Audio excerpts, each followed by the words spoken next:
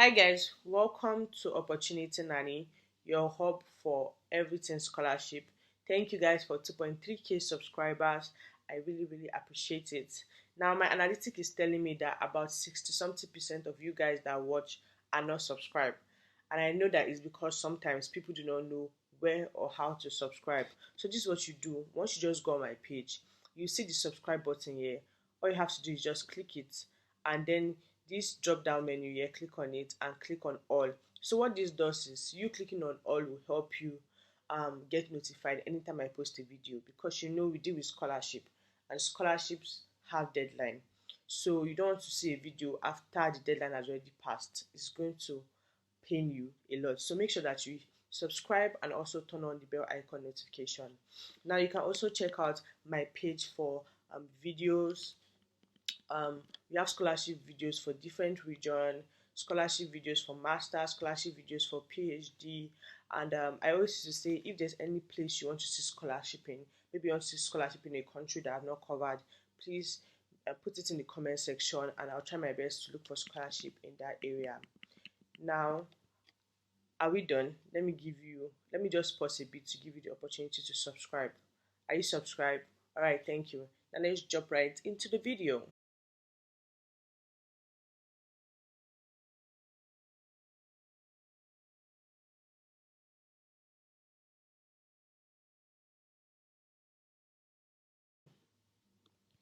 Today, our destination is going to be Australia. Now, if you know anything about Australia, Australia have one of the Australian universities are one of the top ranking universities in the world. They have very good quality of education. Australia is an amazing continent. You get world class education. You can work, so you can work during your study, and you also have post study visa. So to actually check out. Anyway, today we are going to be looking at the University of Sydney, Australia. Now we are going to be looking at the Australian Government Research Training Program Scholarship.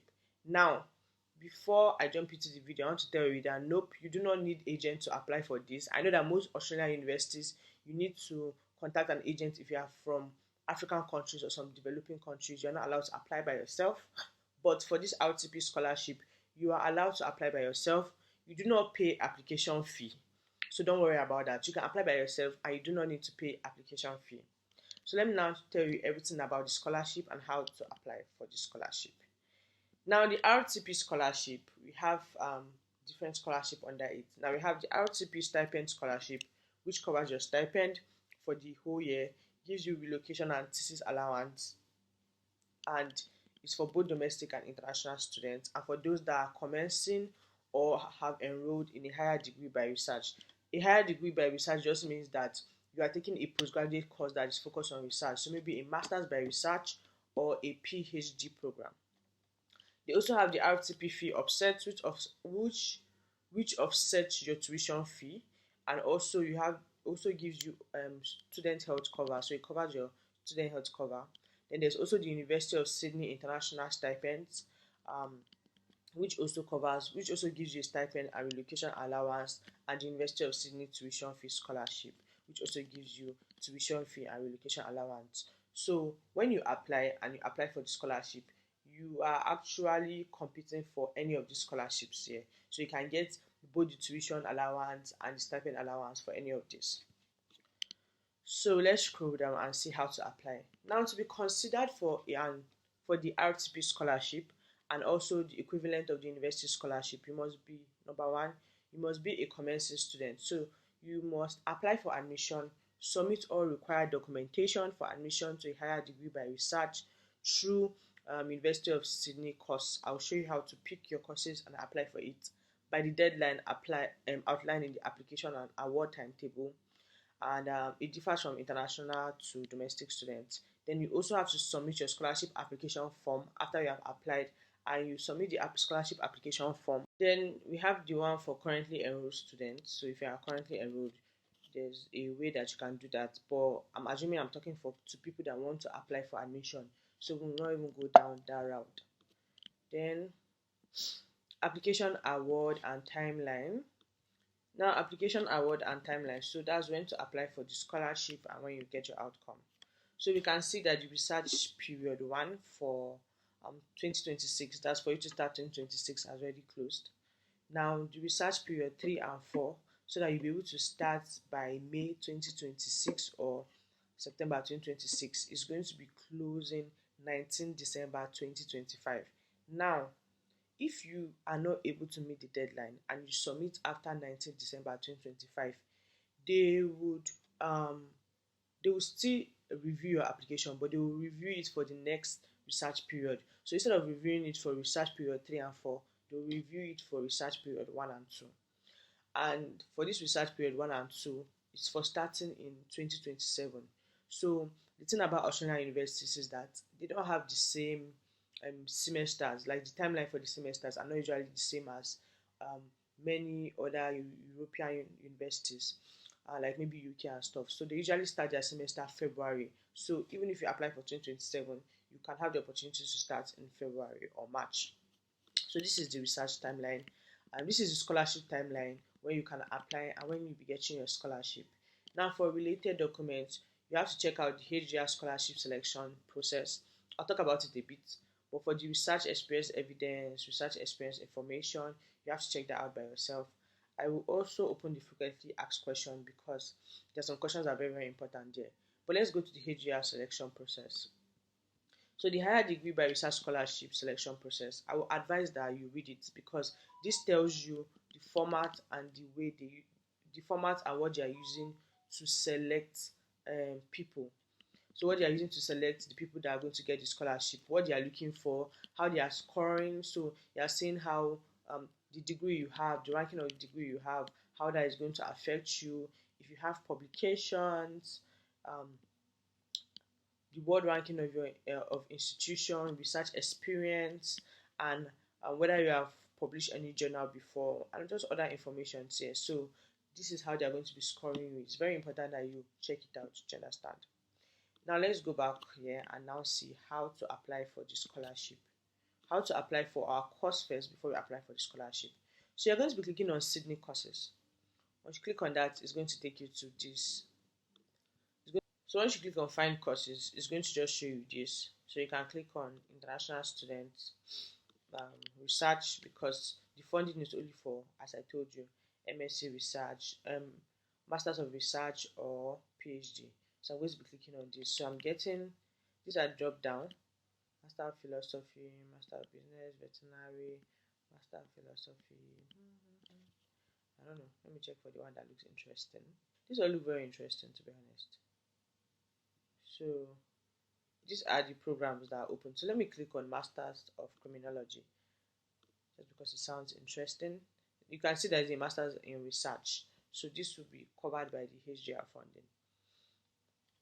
Now the Master of Criminology, the overview, you can see the overview. It involves every aspect of criminal law, forensic psychiatry, drug policy, law, gender, race, your career path. So if you take this course, what is your possible career path?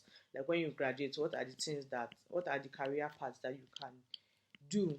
Then the studies, this is just telling you what you study. And make sure you show international students, because international students and domestic students, the content is differ. So if you're showing domestic students, make sure you click here and change it. Now this is what you study, this is the courses you take per semester, and just everything you need to know about them. And everything you need to know about them. So, but let's look at how to apply. So let's go for admissions. Let's go for admissions. Now, the admission requirements, you must have first or upper second class honors, that's first class or second class honors. Application for admission to candidature for the Master of Criminology are assessed on the basis of suitability and sufficiency of merit. That's in your prior qualification, your bachelor degree or equivalent. What did you get? Now, for international students, qualifications awarded outside Australia, equivalent. So that means like when you're an international student, you have to also have like an equivalent of a first class or a second class upper or a second class upper honors to be considered for this. Then let's check our English language requirements. Don't worry, for Nigerians, English is your first language. So they said if English is your first language and you are a citizen or you have finished your secondary school or your university in one of these countries, then you do not need to submit any English language requirements. So Nigeria is there. Let me check for my Ghanaian people. I don't think I'm saying Ghana. Okay, yes, Ghana is there. So if you are among citizens of these countries, then you do not need to submit any or write any English language test. But if English is not your first language and your country is not listed in what I just showed, you would need to submit English language test. So you probably have to check that out, how you can other ways that you can submit English language test, or if you have like TOEFL, IELTS, and you meet the minimum scores that they're talking about here, then you can do that. Then how do we apply? Now, to apply for the Master of Criminology degree, you have to submit a formal application for admission. So you're going to have to, you're not required to submit an expression of interest before applying.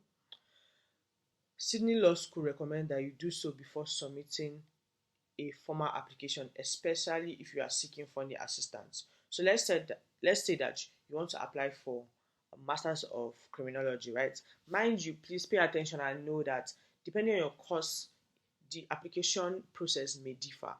But for this, they're telling you that if you have not yet identified a potential supervisor, because some of this you need to identify a potential supervisor. So let's say maybe you have not gotten a potential supervisor, or it's a situation where you are sending an email to the supervisor and they're not answering. And you also know you need funding. So in this case, you're applying because you need the RTP funding and you're an international student.